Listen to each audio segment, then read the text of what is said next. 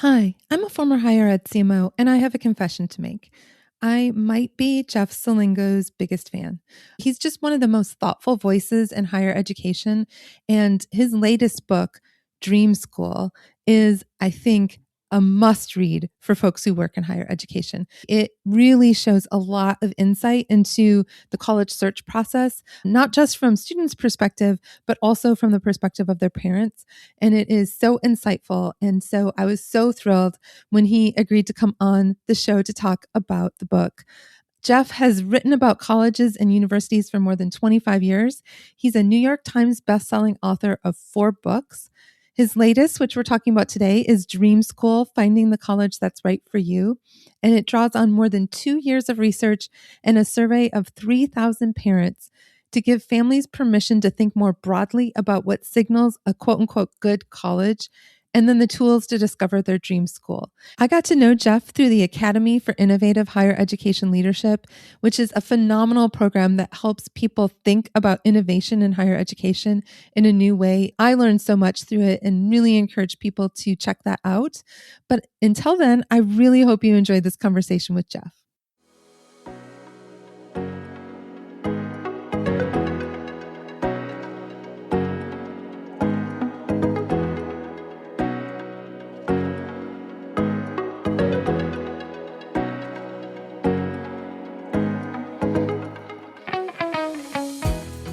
You're listening to Confessions of a Higher Ed CMO, the podcast where marketing minds in higher ed come to pull back the curtain, spill a little tea, and talk honestly about what it takes to market in this industry.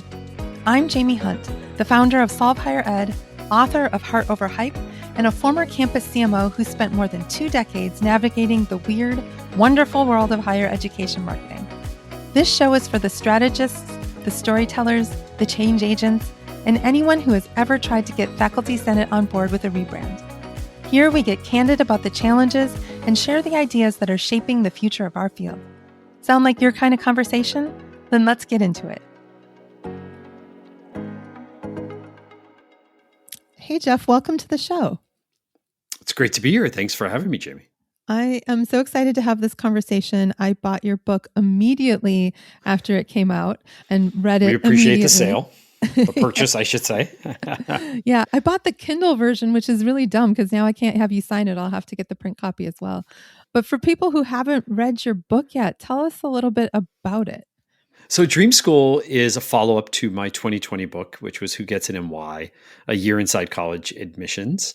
And what it is meant to focus on is to give families, parents, permission to think more broadly about what makes a good college, and then gives them the tools to figure out how to find that good fit. Not a perfect fit, but a good fit. In Who Gets In and Why, a year inside college admissions, the book that I published in 2020, it really focused on more selective admissions. This book is really more focused on, as I went and talked about that other book, people would ask, what if we can't get in? What if we don't want to go to more selective places? What if we can't afford most selective places? How do we make sense of the rest of higher ed, which is, for most people who don't work in it, is just a confusing mess of institution after institution. And hopefully this book tries to make sense of it. And in the book, I was struck by the conversations that you were having with students and their parents. And I just want my audience to have a frame for what kind of research you did so they get a sense of what went into this book and what they'll find when they buy it, because hopefully they will. Yeah. So a couple of things. So we did a survey of 3,000 plus parents, and we did actually a smaller follow-up survey. I worked with both folks at Harvard Graduate School of Education, as well as John Pryor, who worked for the Higher Education Research Institute at UCLA and also worked for Gallup for a little bit. And then I had a number of other partners that I worked with on elements of the book, especially around tools to use. So that could include, I work with Michael Itzkowitz, who was the first leader of the college scorecard in the Obama administration. I worked with NESE, the National Survey of Student Engagement. So I worked with a number of these external partners who had data that I could get access to for this book. And then on top of that, I interviewed hundreds and hundreds of people, former students, new graduates, graduates who graduated a little while back. So it was basically a 2-year research project that then culminated in the writing of the book. The book is phenomenal. And Thank when you. I was reading it, I was highlighting so much content in it that I think that the audience is parents Yep. and students ostensibly. I think that there's a lot for higher ed marketers and enrollment folks to get out of this. And I'm curious about what your perspective is on why higher ed marketers, enrollment folks should care. So, first, I think that we tend to think of our colleges as distinctive through the stories that we tell, and many of them are, but from a perspective of the consumer. While those stories, I think, break through, the stories combined with the data that matters to parents and told in context matters more. And often, I think consumers are overwhelmed with the data they get in the marketplace, often from the rankings or from Reddit groups or Facebook groups. Consumers are deep in places that I often don't think that higher ed marketers or other people in higher ed spend a lot of time on.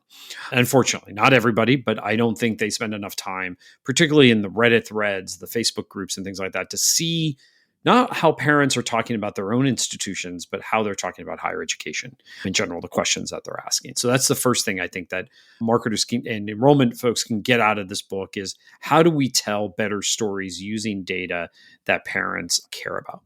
Second, I think there are a number of uber trends, a number of macro trends that are shifting right now in higher ed that I think are important for institutional leaders and marketers and enrollment folks in particular to understand. The biggest one that I found in the book is this idea that prestige, while it still matters, value matters more, and how parents define that value, even among, by the way, parents and families that can easily afford to pay full freight at a public or private institution, and how they're thinking differently now about prestige and higher ed, and how that offers an opening to institutions that are deeper in the rankings and offer incredible outcomes at a good price.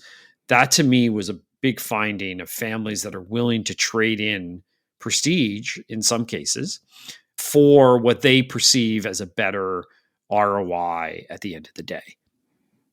Why do you think that's been a shift in consumers? I think a couple of things have been playing a role in that. First of all, is just the rising price of college, even net price, particularly among higher income groups, right? If you look at the data about who pays what for college, among public and private schools, there's a level of income. It's a little bit different for public than private, but there's a level of income well into the low six figures where families start to pay a lot more for college, the net price. And then it really shoots up as we get it closing in on the $200,000 mark. And that's a family income that many colleges and universities have relied on to pay close to full price, and they're unwilling to do that anymore. So I think part of it is that they have multiple kids. I think we're having a generational change now, and who's sending kids to college. It's definitely not the baby boomers anymore. Obviously, it's now even fewer Gen Xers are sending kids to college. And so because they're aging out of that group. And so I think that early millennial parents are thinking very differently about the college investment than their parents or their earlier counterparts did. So I think that's one of the things happening. The second is we have better information now on outcomes than we ever had before. And so consumers are really starting to dive deeper into, I could go to this institution and get a degree in marketing and pay $10,000 less a year. And by the way, have similar employment outcomes as the students at this other institution. And I think armed with data around that, they're making really good consumer decisions. And that's what's leading to this change. So, in the frame of what you just said, I had a former colleague of mine, Colleen Penhall, post about her son's college search process. And I think she said they looked at about 10 different schools they visited. They had offers from a bunch of different schools. And at the end, when she asked her son, which one do you want to go to? He said, I don't know. I might as well just go the cheapest one. They all basically offer the same thing. And I thought I feel like that's a flaw in our marketing. If a student says they all offer the same. They all look the same. Yeah. And I'm really curious about your thoughts on how higher ed has traditionally focused on that prestige storytelling? I think a lot of it has been around the rankings and continuing to try to do things to look like institutions, to feel like institutions a couple of rungs up the ladder. And when you do that, you start to do what this person saw, right? Like every institution looks the same then if Mhm. all you're doing is copying an institution that is a couple of rungs up the ladder, which by the way, it's as we know in higher ed, it's really hard to do that and it's hard to do that well. And I actually think it's better to be distinctive rather than copying everybody else. And increasingly, we know the rankings are flawed. And so I feel like if you're always trying to chase the rankings, which of course change sometimes from year to year, we know they're flawed and it makes you look more uniform rather than more distinctive. I would love us to stop chasing that prestige ladder, but I know that's really hard, if not impossible, largely because I spend a lot of time with boards. Even if the senior leadership team doesn't want to chase prestige, I know the boards often push this because they're out in around the community and they want the institution they serve the board on to become better, and their perception of better is around the rankings. They also think that there is a financial payoff with this as well, right? The more prestigious institutions we tend to think they're more selective, they're wealthier, they're just seeming to do better than everybody else. And so why wouldn't you want to do that? So you have in your book this, and I'm not going to call it a ranking because that's not how Yes, it's please positioned, don't. but this like new dream schools, like your list of excellent. I guess at first I want to hear how you define this list. You So say I they're define both this as accessible. excellent and accessible. Yeah. So, thank you for not calling it a rankings. I don't love the rankings. And as a result, I didn't want this to turn into a ranking. So we do not put them in any sort of order. Now, people will point out and right, hey, you picked 75. So that technically it is a rankings. To me, it's a starting point. Whenever you do a book on here's what you should look for, it's like going to the gym where people say, go to the gym and exercise. Then you say, what do I have to do there? Tell me what I have to do Monday and Wednesday and Friday. Give me a formula and then tell me where to go. I'm a big fan, for example, of Wirecutter in the New York Times. And people will say, isn't it just Consumer Reports? And I say, no, because they actually tell you at the end, after they go through everything, like what you should buy. And they just make the decision for you. And in many ways, I don't want to make the decision about where people should apply necessarily, but I give this list as a guide. Okay, I just showed you what you should be looking for. And here are examples of places that are both excellent and accessible, meaning if you look at the top 10, 12 of the US News and World Report rankings, they have an acceptance rate of 5 or 8%. That means you can't get into those places, right? So rankings are great, but you can't get into them. I wanted to showcase institutions you can actually get into. Some of my favorite institutions are in this list, including an institution I worked for, Miami of Ohio. Yep. And I wasn't surprised to see Miami in that list. Like it feels like that's a perfect fit for the list. But one thing I've not seen since this book came out is people leveraging being on this list in any sort of marketing. And I'm curious about your thoughts on how a marketer who's on this list, if you're one of those 75 schools, how you should leverage this. Some have. I was a little reluctant to do the list to begin with, but as I explained, that's why I did it, because I felt like it would help the readers. We then wanted people not to be surprised they were on the list. So we did tell the 75 schools in advance that this book was coming out. But I wanted to be very careful with that, Jamie, because I didn't want this to turn into US News and World Report where you license the badge and all that other stuff. So I wanted to be both helpful, but not be overly use them to promote my book. Now, many did. We sent a very nice package. We also sent this nice little pennant that they could say, hey, I was recognized in Dream School. And I would imagine, I haven't seen all of them, probably maybe 2 dozen, 3 dozen of the institutions did talk about it on social mostly, that they were recognized in it. I'm not quite sure they know what to do with it because trust me, I love them to talk about the book, but it's not a ranking. And this, I guess, goes back to the kind of the marketing challenge on the college side. You can't just say, hey, we're ranked number 10 in whatever. It's a book, right? It's not a magazine. Although, by the way, U.S. News and World Report doesn't even publish a magazine anymore. It's probably going to be a one-time thing. I don't imagine I'm going to do an annual survey or an annual ranking or an annual book. So I think that is I'm curious from your angle on being on that other side is how would you market it if you were doing it? All right, time for a quick break to share something big happening this summer.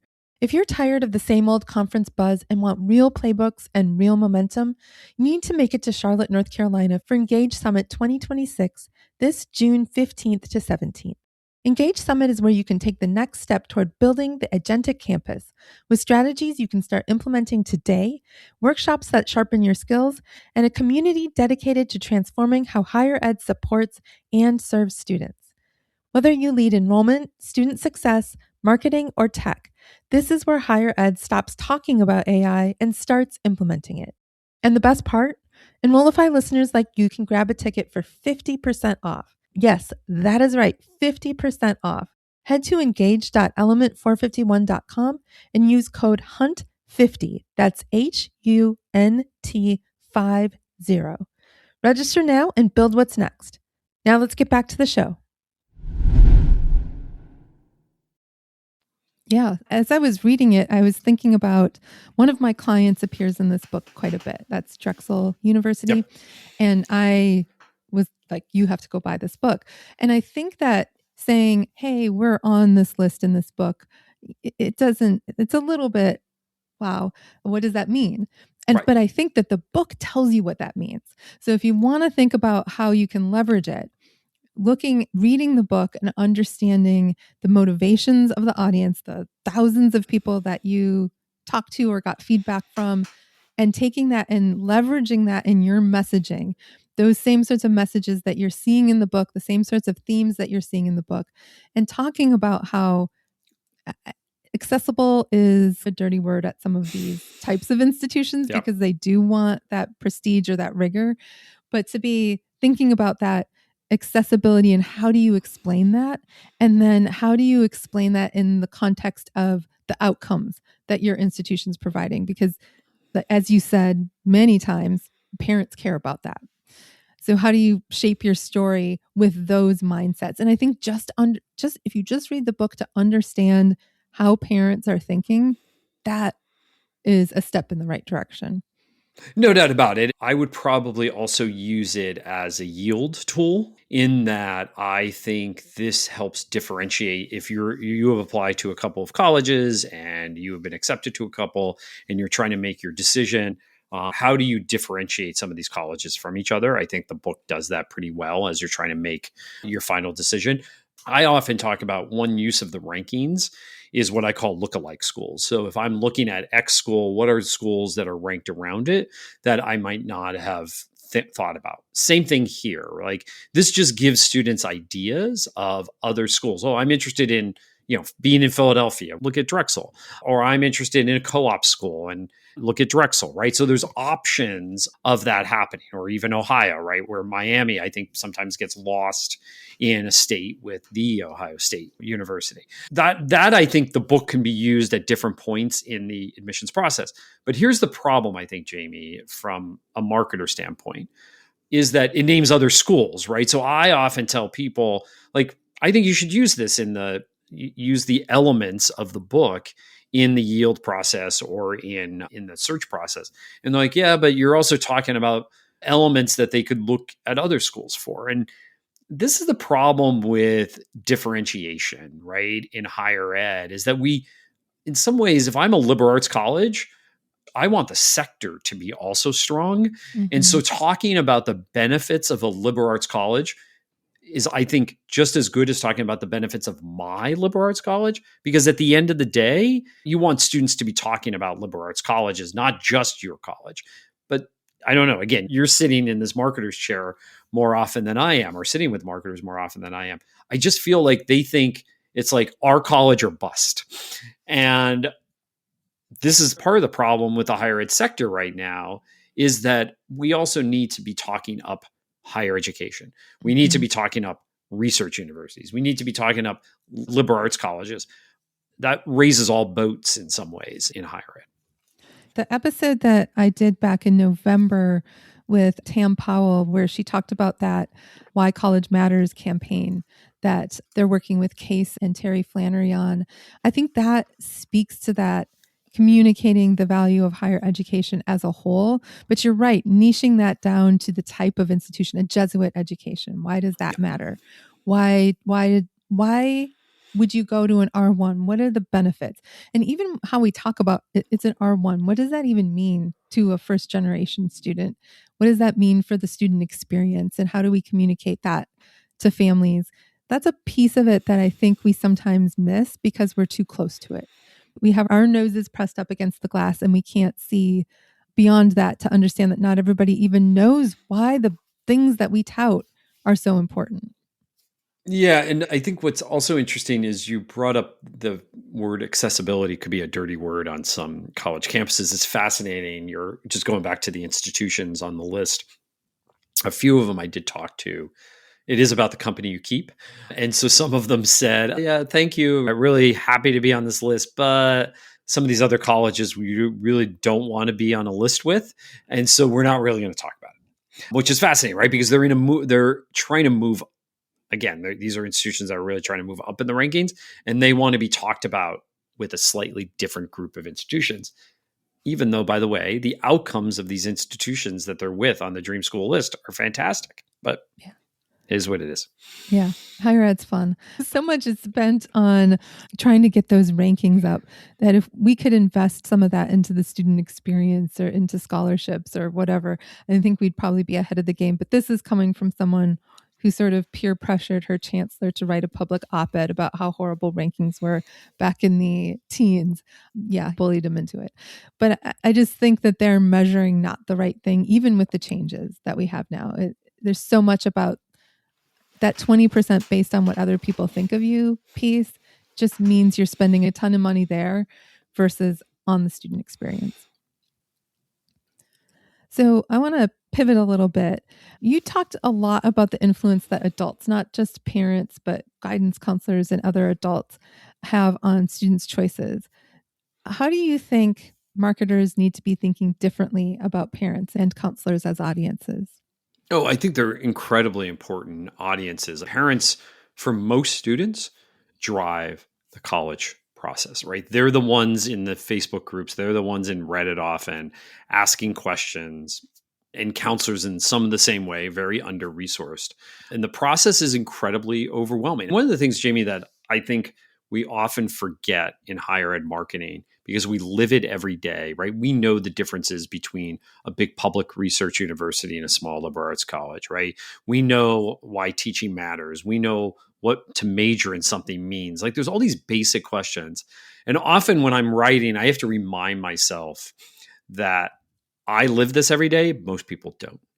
And it's an incredibly complicated process. So think about probably the best. There's two similar things, right? Like I'm investing money and I don't understand the stock market, or I have a health issue and I have to find a doctor and then I have to navigate healthcare, right? Those are two very complicated industries that as a layperson are not easy to navigate.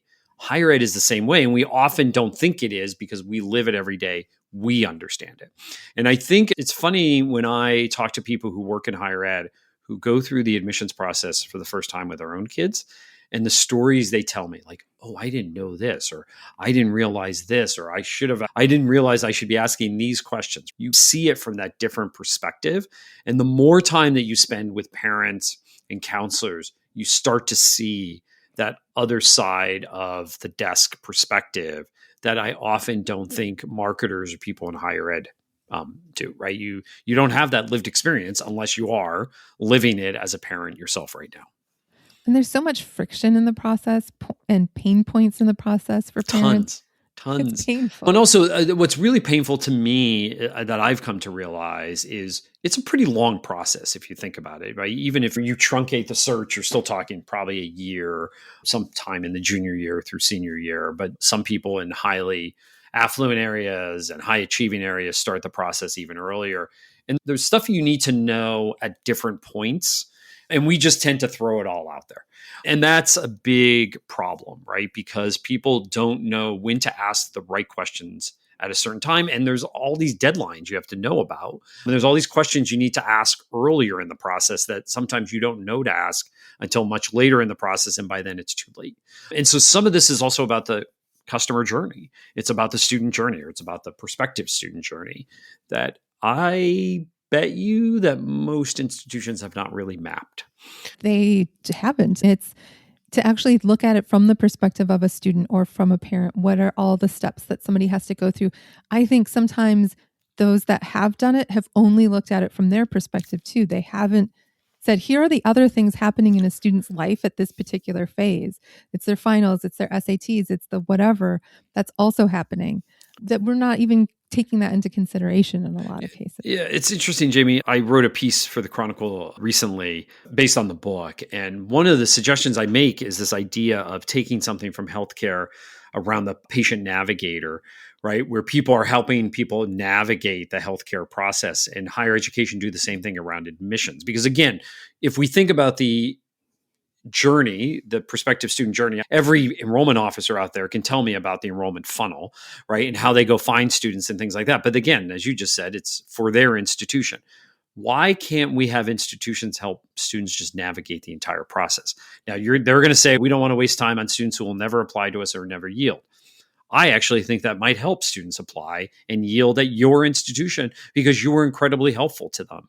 But nobody wants to do that because they think that's wasting resources on students who will not necessarily apply or yield here.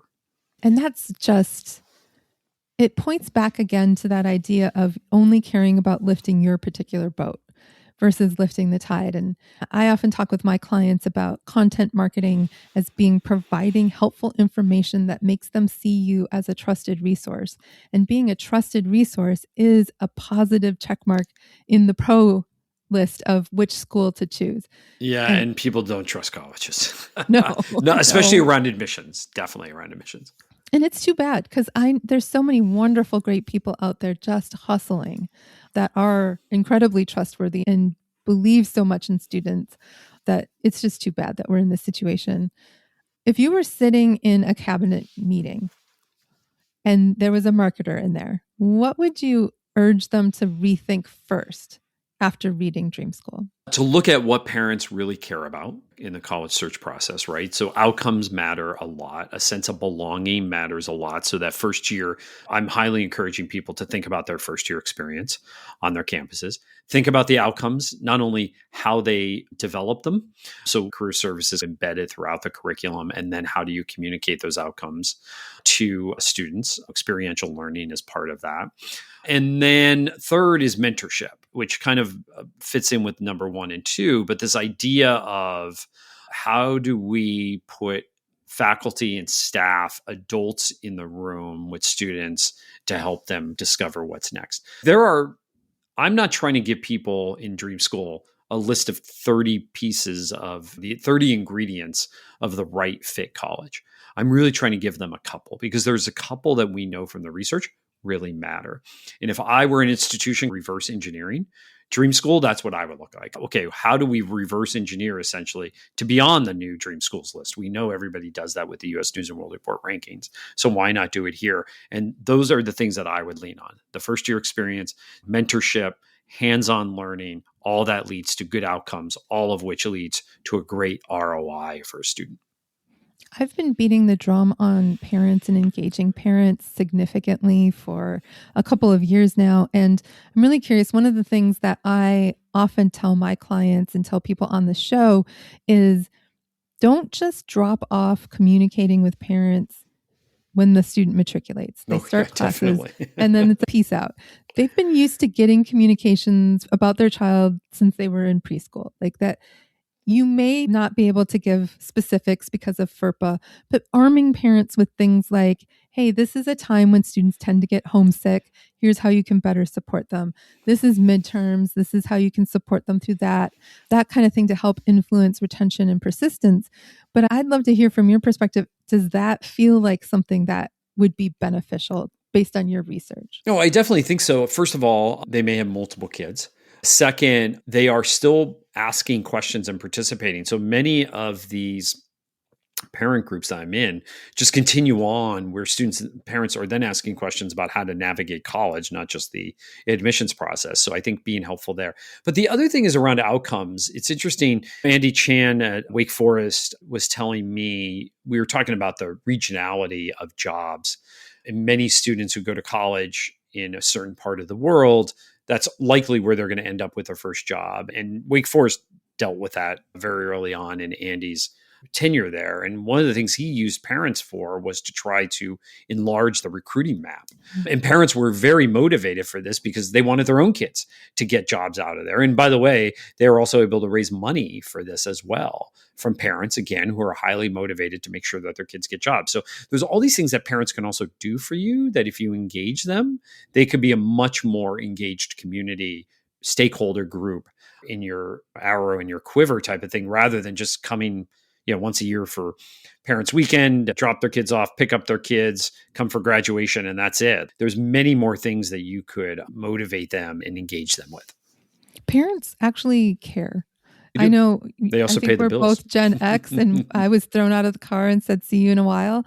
Couldn't have probably said one class I was taking, had no idea what was going on in my life. That's not the case anymore. And I think like there's a real opportunity, a real resource here with parents to leverage them to help hit your enrollment goals, not just through enrollment specifically, but also through retention, persistent, that kind of stuff. And to your point, all the way up through cradle to grave, honestly. And yeah, if you can join your university's parent Facebook group, it is a treasure trove of interesting insights. Yes, that's for sure. I'm not saying everything's positive about these groups. That's for sure. I'm also not saying there's not a lot of misinformation out there. And I feel like that's when there is monitoring of any of this stuff, Jamie. I think that's really what it's about. It's a monitoring for brand protection type of thing. It's more about we need to protect who we are. We need to see what misinformation's out there and things like that, rather than trying to be helpful. When I spend time in these Facebook groups, I'm just answering questions. I'm just giving people advice.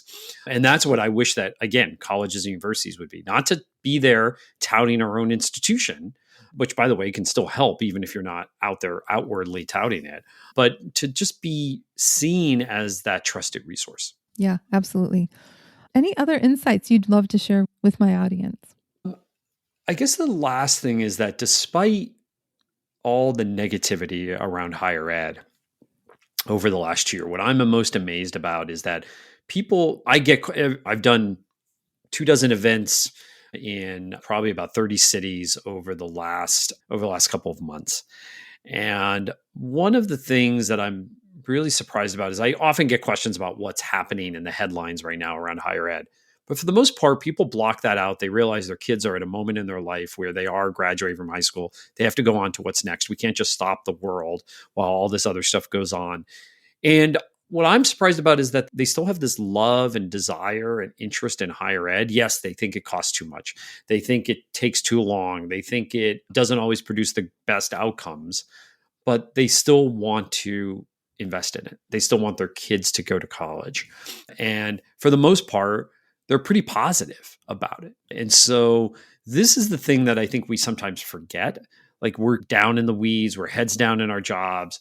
Woe is me. Oh my God, what's next from the Trump administration about higher ed, or the latest Pew poll around trust in higher ed, or whatever it is, right?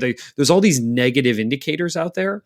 Spend some time. The other thing about spending time with prospective parents and students, you'll see how excited they are about all of this. And it will give you, I think, motivation to say, this is the great thing about college campuses, is every year we have a new crop of learners coming in, students coming in, another group is leaving. Life goes on. And it's really great. I love it. It's like why I've always liked reporting on higher ed, because things are changing constantly. And again, we see so much negativity around us. We have to remember that the lifeblood of our institutions are students. Students just keep it going. And we can be pessimistic or cynical about this whole situation, but what's the point? What's the point in being negative about it? Find the positive, find the points of optimism and work towards those. And let's keep making higher education better and serving students better, because we are changing lives. I really appreciate you, Jeff. I really appreciate your willingness to come on the show. Where can people find you and the book if they want to get more of your insights or buy their copy? The book can be found basically on any major book-selling site. Amazon, your local bookstore, which I'm always a fan of, Bookshop, which connects all the local bookstores together. JeffSelingo.com is my website. And there you could find out how to follow me, subscribe to my newsletter, a million other things there. I'm pretty easy to find. And I always love to hear from people. I can't always respond, usually because I'm running to the next event, but always want to hear from readers and get their thoughts. This is a community. I love the community, both on the higher ed side and on the parent side. And so always want to hear from people, especially, by the way, if they disagree. Sometimes I wish that people would, sometimes they whisper to me, oh, I wish you really didn't say that, or we did not. I would love to hear when people have a criticism. So reach out with that too. Awesome. And please, I would encourage you to sign up for Jeff's newsletter. And you often do webinars that are very insightful. And you also have a podcast that I find to be very insightful. Thank you. Yes, Future You, which I co-host with Michael Horn, now in its 9th season. So please join that too. That's amazing. Yeah, it's a fantastic show. Thanks. And listeners, you know where you can find me. You can find me on LinkedIn at Jaime Hunt, JaimeHunt. You can also find me on my website, solvehighered.com. And you can find my book at heartoverhypebook.com. And just like Jeff, I love to hear from listeners, from folks who have questions. I'm always happy to answer. I just want the higher ed marketing and enrollment profession to help students make the best choice for their futures and help higher ed be better. So please reach out. And until next time, let's go bust some silos. Thanks for listening to Confessions of a Higher Ed CMO. This show is a proud member of the Enrollify Network, home to higher ed's largest collection of podcasts. Enrollify is where higher ed goes to grow. So be sure to check out our other podcasts, webinars, video clips, blogs, and more. Visit enrollify.org and subscribe for all the latest details and contact drops directly to your inbox. Enrollify is brought to you by Element 451, the digital workforce platform for higher ed. Learn more at element451.com.